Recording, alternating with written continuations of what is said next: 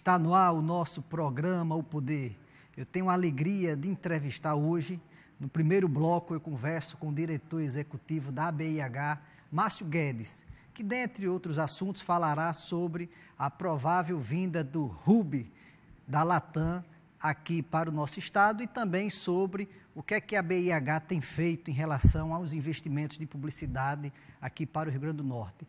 E no segundo bloco eu tenho a alegria de conversar com um especialista em marketing, Bruno Oliveira, que falará um pouco também sobre a reforma política que está se desenhando para ocorrer ainda este ano aqui no Brasil. Nós vamos agora um breve intervalo e voltaremos em instantes entrevistando o diretor executivo da ABIH, Márcio Guedes. Até lá. Sorvete é tudo de bom, mas sorvete Ester Bom é ainda melhor. Por isso construímos uma das fábricas mais modernas do Brasil, porque a Ester Bom se preocupa com cada detalhe para garantir qualidade para você.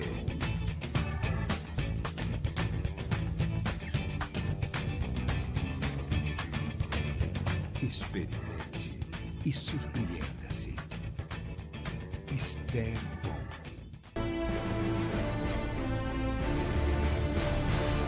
Estamos de volta com o programa Poder. Vamos conversar agora com o diretor executivo da ABIH, Márcio Guedes. Márcio, seja bem-vindo pela primeira vez ao nosso programa Poder. Muito obrigado, Batalha. É uma satisfação estar aqui. Estamos à disposição.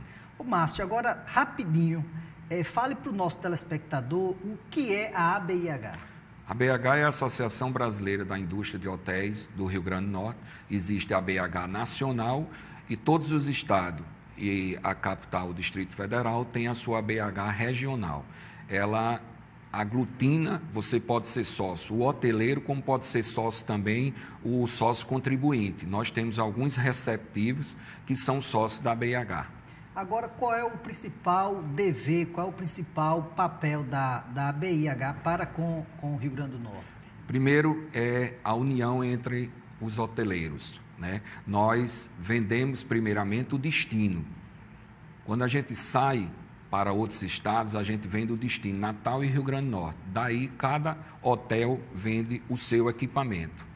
Ô, Márcio, está se falando muito nesse investimento da Latam aqui para o Rio Grande do Norte. Está nessa disputa aí, o estado do Pernambuco, Ceará e o Rio Grande do Norte. Você, pela sua experiência no turismo, você acha que nós temos todas as condições técnicas de receber esse hub da Latam aqui no estado? Com certeza. Nós, por uma estratégia da companhia, ela tinha que oferecer e direcionar para 3 estados, até para poder também abarganhar algumas melhores condições. Mas o nosso estado, o Rio Grande do Norte, fez o dever de casa. Nós temos um excelente equipamento, que é o aeroporto Aloysio Alves. Nós temos a melhor parte de estrutura, nós temos um clima que favorece, nós temos uma região que foi planejada. São Gonçalo do Amarante fez um belo de um planejamento, Nós temos um plano diretor já aprovado, nós temos um aeroporto 100% privatizado, Nós temos um aeroporto com a capacidade muito grande de absorver, de receber passageiros. Então, isso faz com que o Rio Grande do Norte esteja na disputa e muito forte, porque a decisão será técnica. Ô, Márcio, e esse hub vindo aqui para o estado, quais serão os benefícios que chegará aqui para o Rio Grande do Norte? Olha, nós que somos do ramo, a gente acredita que, primeiro, será um benefício para o desenvolvimento econômico do estado do Rio Grande do Norte. Nós teremos muitos empregos, falam em 10 mil, mas é muito mais de 10 mil empregos, e nós vamos entrar e vai mexer com a economia, porque nós teremos aqui empresas para cuidar de manutenções de aviões, Nós teremos outras empresas, nós teremos hotel na região. Então, nós teremos um avanço no desenvolvimento econômico, vai mexer realmente com a economia do Rio Grande do Norte, não só com o turismo. Essa confirmação dos técnicos da TAM será dada agora em agosto ou vai ser dada só no final do ano? Na primeira conversa seria dada em dezembro, mas começa-se as especulações que a empresa e a presidente da TAM, que está representando a Latam, junto com essa decisão, ela está querendo anunciar agora em agosto, mais ou menos na segunda quinzena de agosto.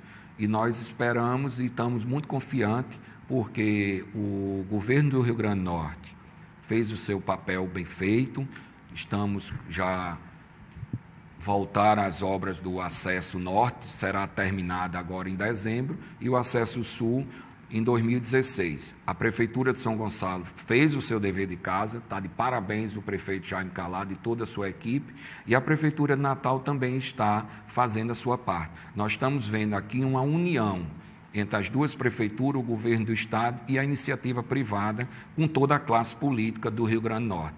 Quem sairá vitorioso é o povo do Rio Grande do Norte. O governador Robson, ele deu esse incentivo, agora quando assumiu o governo, em relação a diminuir o ICMS do querosene de aviação.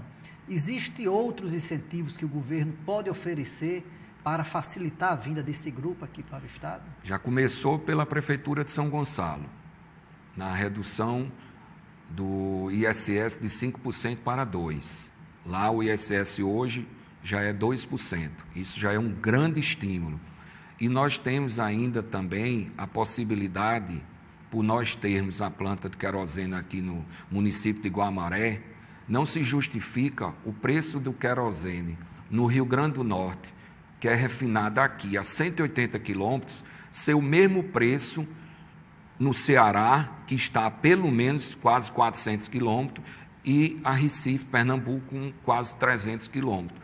Nós temos que lutar, a classe política está lutando, porque a Petrobras vai ter que dizer por que, com todo esse custo de transferência, né, de levar o gás para lá, o Rio Grande do Norte paga o mesmo valor. Então, nós temos o governador, a área técnica da Latam já esteve aqui, juntamente com a área da tributação, e quanto a esses aspectos, eles saíram muito confiantes e muito satisfeitos com o que escutaram do governo do Rio Grande do Norte. Márcio, em relação à Prefeitura de Natal, quais os incentivos, o que é que a Prefeitura tem feito também para fazer parte desse grupo que está ajudando, como a Prefeitura de São Gonçalo e o governo do estado?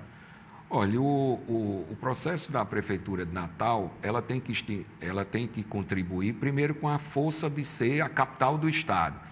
Segundo, ela está em parceria com a Prefeitura de São Gonçalo, porque aquele percurso que se chega ao aeroporto Aloysio Alves, ele é dividido nos dois municípios.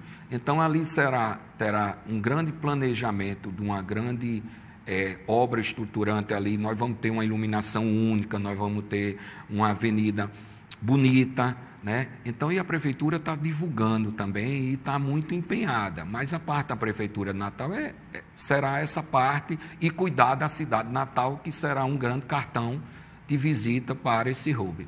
Ô Márcio, semana passada o ministro Henrique Alves, ele trouxe aqui a diretoria, os executivos dos Correios, que também poderão criar aqui, junto ao aeroporto Aloysio Alves, o hub do Correios. Como é que anda essas conversas? Realmente já está decretado que será aqui no estado ou ainda está em negociação? Olha, nós temos a sorte e a felicidade de, num momento desse, nós termos um ministro do turismo do Brasil, né? O ex-deputado Henrique Eduardo Alves. E ele já anunciou, com o colega dele, o presidente do Correio. Então, isso foi um grande estímulo também para a nossa economia, porque, para você ter uma ideia, hoje no Brasil só existem 3 hubs voltados para o Correio. Se eu não me engano, é São Paulo, Rio de Janeiro e Curitiba. E o nosso hub da central, da CTI, dos Correios, ele será englobado para o Nordeste, o Norte e o Centro-Oeste. Então, você imagina que todas as mercadorias vão passar para o nosso, pela a comodidade e a facilidade de nós estarmos muito perto da América do Norte e da Europa. Então, isso é mais um incremento muito forte na economia do nosso estado. Ô Márcio, a BIH foi a única instituição que se preocupou agora na Copa do Mundo, no ano passado, em fazer uma pesquisa com os turistas estrangeiros para fazer uma avaliação em relação a gastos, o que é que acharam da cidade, tudo. O que é que vocês analisaram aí profundamente nessa pesquisa? Olha, primeiramente a gente contratou um instituto profissional que cuidasse de pesquisa. Por quê? Porque o turista da Copa, ele é um turista único, né? Aqui nós iríamos receber turista e recebemos de pelo menos as 8 seleções que jogaram aqui, né? Então, assim, isso seria muito importante e nós fizemos para nós colhermos os dados, né? Por exemplo, o maior número de turistas estrangeiros foi dos Estados Unidos, um país que até uma época atrás não sabia nem o que era futebol. Hoje está tendo um futebol muito forte, então nós temos que avançar, porque o nosso estado, a nossa capital, passou a ser mais conhecida lá. E nós tivemos, assim, dados importantíssimos, né? 83% dos pesquisados aprovaram a hotelaria de Natal e do Rio Grande do Norte. Isso para a BH é uma satisfação muito grande. Mas outro dado muito relevante é que 87% dos pesquisados disseram que referendariam aos amigos, aos familiares, conhecerem Natal no Rio Grande do Norte. Isso não tem preço. Nós fomos mostrados para o mundo inteiro, né? Ô Márcio, agora como é que você vê, por exemplo, existem turistas que gostam de sol, de praia, de mar, mas existem aqueles que gostam do lado cultural. E, infelizmente, nós não temos ainda aqui em Natal uma infraestrutura, e até porque os representantes, nossos governantes, não dão uma ênfase à parte cultural da nossa cidade. A Ribeira poderia ser muito mais explorada, como é em João Pessoa, a questão histórica, em Salvador, tudo. Como é que você analisa isso aí? Olha, isso é um fato, tá certo? Nós precisamos recuperar isso.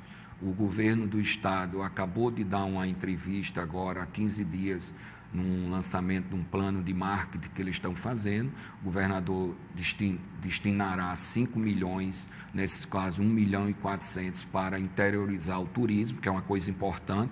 Nós precisamos criar novos destinos no Rio Grande do Norte, né? Nós temos um turismo, nós temos uma gastronomia muito forte, mas a cultura precisa ser dado uma prioridade também. Por exemplo, eu acredito que a nossa Ribeira precisa ser mais estimulada, porque tem turista que ele não vem para cá preocupado em sol e mar.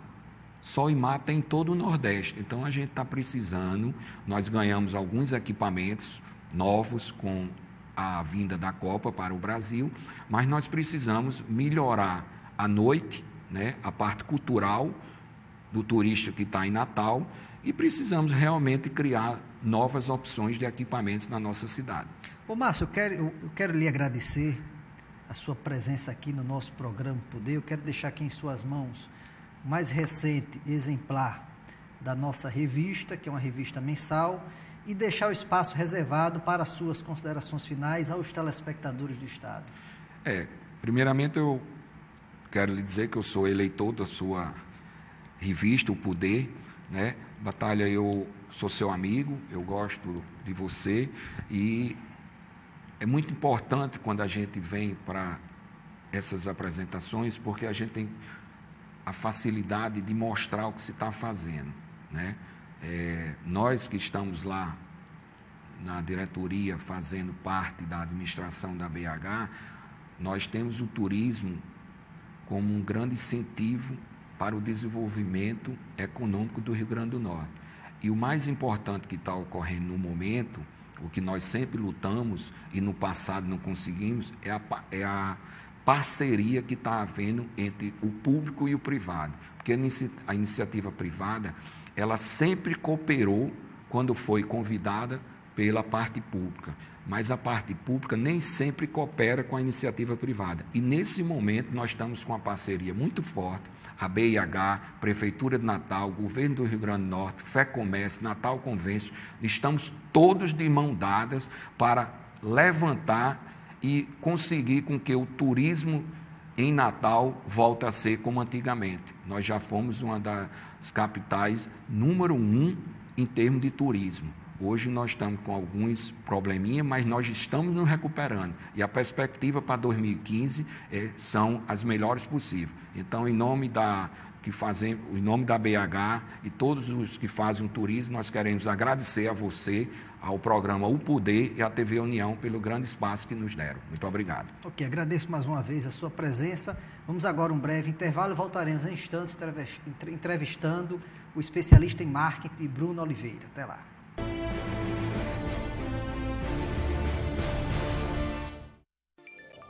Aos sábados, a partir das 10 horas, você assiste ao programa Construção e Companhia. Sorvete é tudo de bom, mas sorvete Ester Bom é ainda melhor. Por isso construímos uma das fábricas mais modernas do Brasil, porque a Ester Bom se preocupa com cada detalhe para garantir qualidade para você.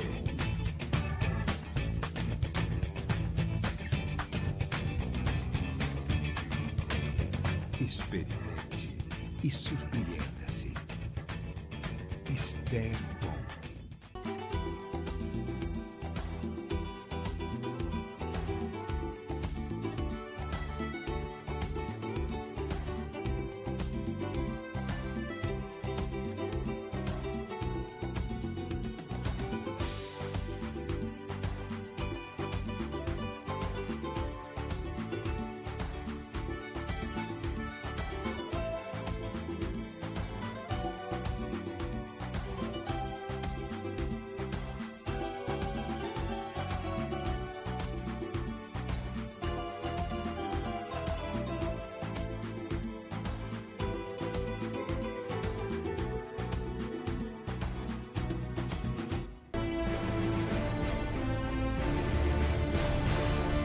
Estamos de volta com o programa Poder. Vamos conversar agora com o especialista em marketing, Bruno Oliveira. Bruno, seja bem-vindo pela primeira vez ao nosso programa O Poder. Satisfação estar aqui, Batalha. Muito obrigado pelo convite.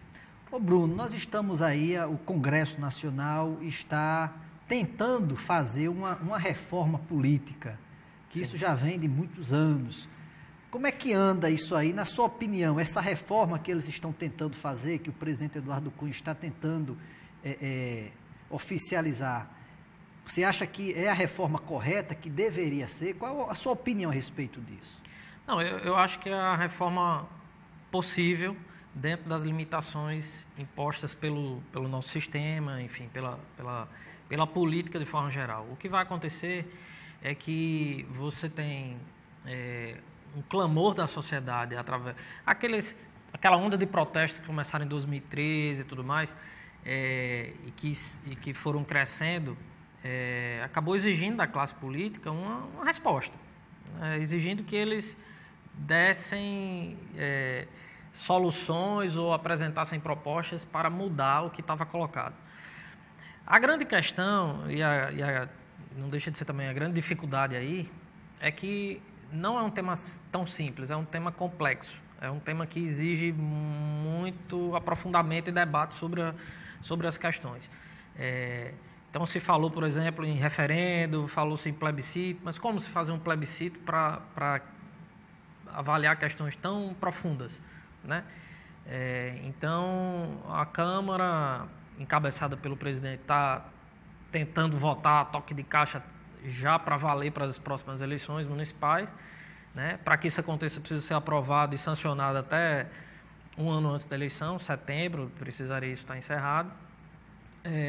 A Câmara já aprovou algumas propostas e encaminhou para o Senado, porque isso passa por mudança na Constituição, então tem todo um trâmite interno no Congresso que precisa ser cumprido, né? Agora, eles falam muito em fortalecer os partidos, mas como fortalecer os partidos se nós temos hoje em torno de 30 partidos? Na sua opinião, o correto não seria pelo menos diminuir pela metade aí a quantidade? Talvez não ao ponto do bipartidarismo, como foi na Revolução, mas pelo menos diminuir a Fala-se aí na cláusula de barreira e algumas ações que possam limitar a existência dos partidos, né? E essas limitações já existem. Você tem um número X de assinaturas no país todo, para que aquele partido Mas seja... esses números de partidos só aumentam. Só aumentam, é verdade. Existem algumas questões sendo vistas no Congresso para limitar isso aí e também para coibir. Uma delas é a divisão do tempo de televisão, por exemplo. Né? Hoje existe uma divisão entre os partidos proporcionalmente à sua presença no Congresso e os partidos que não têm presença no Congresso dividem 1/3 desse tempo igualitariamente. Há uma proposta, né, já discutida aí na Câmara para apertar ainda mais isso, né? 90% para os partidos que têm representação e 10% apenas para os partidos que não têm. Quer dizer, são coisas que vão limitando. A questão do fundo partidário, claro, hoje acaba sendo um negócio você ter um partido político. Os partidos têm dono. Essa que é a grande realidade no país. Então, acaba sendo interessante você ter acesso àquela verba que fala-se também financiamento público e privado, aquela coisa. O financiamento público ele já existe, já há dinheiro do nosso imposto que vai para os partidos políticos hoje. É porque inclusive, essa coisa de financiamento começou a ser discutida mais fortemente porque isso estava para ser decidido pelo STF. Né? O STF é quem ia decidir porque isso não está contemplado na Constituição brasileira. Então, existe o financiamento privado, mas o STF já estava, inclusive, encaminhando para proibir o financiamento privado em campanhas eleitorais. Foi quando o Congresso aí se apressou para votar uma proposta que constitucionaliza o financiamento privado, né? Principalmente encabeçado pelo Cunha, pelo Eduardo Cunha. Então, enfim, tem muitas questões e muitas peculiaridades aí. Eu concordo com você em relação ao que você fala sobre os partidos. A quantidade de partidos é muito grande, o partido é um negócio e não existe aquela identificação ideológica na grande parte, né? Na grande parte dos partidos. As pessoas estão lá afiliadas por interesses, vou me filiar a esse partido porque ele vai me dar mais facilidade de me eleger, ou porque ele vai me dar melhores condições, enfim. Não se discute o programa partidário, muito pouco. Aliás, isso deveria começar a ser discutido nas escolas, né? Essa coisa de reforma política, a ideia não vai mudar, a reforma vai mudar? Vai. No dia em que a sociedade começar a ficar mais atenta ao que acontece. Né? Precisa ser discutido. Corrupção, ética, tudo precisa ser discutido de cedo. Ô Bruno, falando em corrupção, como é que você está vendo aí essa onda do impeachment da presidente Dilma? Dizem que por muito menos o presidente Collor foi afastado. E como é que você está analisando, na sua ótica que trabalha com marketing, que trabalha com movimentos sociais, como é que você vê isso aí? Você acha que existe possibilidade da presidenta ser afastada do cargo? Eu acho que não, eu acho que já existiu uma coisa maior, a coisa já está se adequando mais, ela agora deu uma resposta, inclusive reunindo os governadores, já numa tentativa de abrir mais o diálogo, enfim. De fato, a presidente, ela peca em alguns aspectos, principalmente nessa relação com o Congresso, um pouco de fechamento na relação política. Isso a turma que está no governo mesmo admite isso. E isso, com certeza, tem influência, porque o impeachment é um processo muito mais político do que outra coisa. Então, o que aconteceu com o Collor naquela época, por exemplo, é um reflexo disso. Né? Ele não tinha o apoio do Congresso, a onda que se criou foi muito forte e aí ele acabou sendo atingido. Hoje eu acho mais difícil achar essa possibilidade mais remota.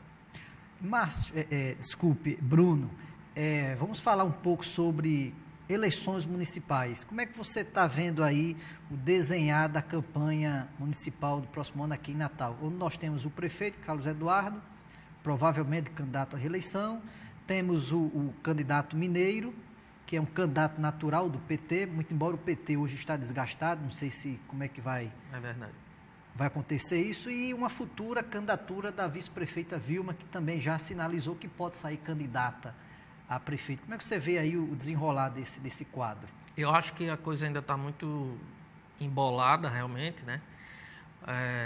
E este cenário da coisa embolada favorece um pouco ao prefeito. De fato, nós saímos de uma gestão com muita dificuldade, que foi a gestão de Micarla, o prefeito voltou, mas se a gente analisar aquela eleição, mais ou menos nessa época, não se via adversário para o prefeito e o prefeito, na verdade, na eleição dele teve disputa, inclusive ocorrendo em segundo turno. Não dá para, em política, você não pode generalizar, nem pode achar que a coisa vai continuar assim e assim será. Hoje, de fato, o prefeito leva uma grande vantagem, tem uma gestão que é bem aprovada pela população e desponta como principal candidato.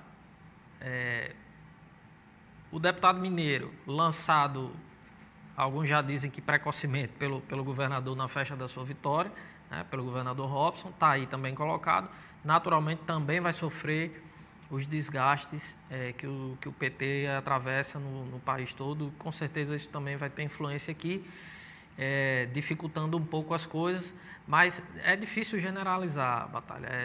Essa situação hoje, o que a gente pode ver analisando com as informações que a gente tem hoje é que realmente o prefeito Carlos Eduardo leva vantagem. Mas se isso vai chegar lá no ano que vem nessa situação, não se sabe. Você acha que um nome novo, uma pessoa nova, poderia fazer diferença aí, já que a população tende a querer mudança, a votar em renovação? Eu acho que sempre há essa possibilidade, né, de um novo nome surgir, trazendo consigo novas esperanças para as pessoas e tudo mais. Mas há também, junto com isso, um descrédito tão grande, as pessoas estão tão cansadas e desgastadas com a política partidária, enfim, que eu acho isso pouco provável, né? Veja o exemplo do que ocorreu na eleição de governo. Nós tínhamos 2 candidatos mais fortes, mas o professor Robério, por exemplo, teve uma votação significativa, o que acabou, inclusive, contribuindo com a existência do segundo turno. Mas isso você não pode dizer. Esses votos que o professor Robério teve são votos que ele vai ter novamente numa possível candidatura. Ele teve 22% dos votos, se eu não me engano, em Natal. Será que ele, sendo candidato a prefeito, ele vai ter esses mesmos 22%? Provavelmente não.